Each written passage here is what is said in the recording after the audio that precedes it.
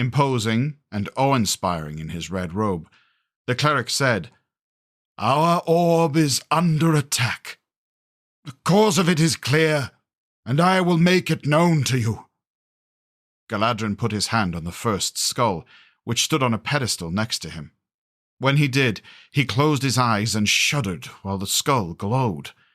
The congregants stood in awe, awaiting they knew not what. He reopened his eyes and said, "What has angered the founders is the lack of faith among their children, and especially among our leaders who, because of their own faithlessness, are driving people away from our creators. You know this to be true, even among your own families and circles. The serpent and the awful creatures attacking our cities and villages are the direct result of this drifting. The High King and his wicked allies, the so-called Sisters of the Light, who can never speak plainly because their darkness would reveal itself otherwise, as well as the Canarians, who prefer to commune with beasts rather than with their brothers and sisters. All of them have brought this strife upon us, and only we can lift it from our shoulders if we take action."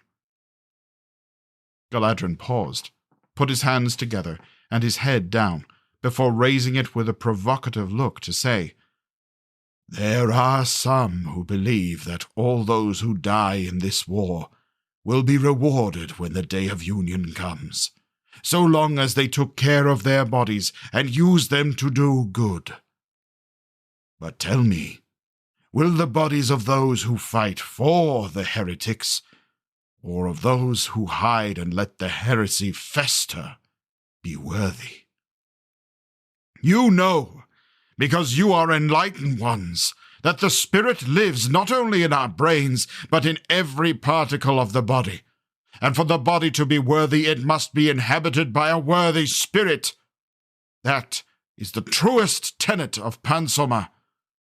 A body worthy of union is a body inhabited by a devout mind. A heretical mind can only taint the body in the eyes of the founders, no matter its exploits."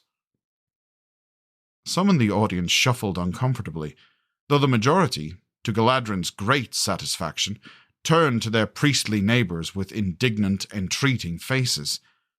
The cleric set the example, beginning to intone, "Heretics and bystanders, bodies unworthy. Only the actors are worthy. Heretics and bystanders, bodies unworthy. Only the actors are worthy."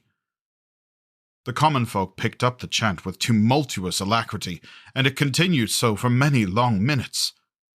Cryptus watched and listened with guilty conscience, unable to pick up the chant, though he saw the truth in it. When the first cleric gestured for quiet to return, Cryptus sat with the others, hoping that no one had noticed he had not participated. But he was startled, and his heart lunged into furious gallop when he heard the first cleric's voice reach him directly. "Young man!" He looked toward the dais, then around himself as if feeling guilty for having attracted the first cleric's attention. The church's leader called him again, more insistently. "Young man! You seem to doubt."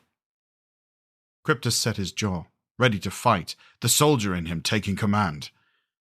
Galadrin said, "Do not fear. You are welcome here, as all those who join us." Cryptus's tension eased a bit. "I recognize you. I saw you the day of the attack by the serpent. You were a bystander." Cryptus's body tensed again. "But now you see the truth and wish to become an actor. I can see it in your eyes.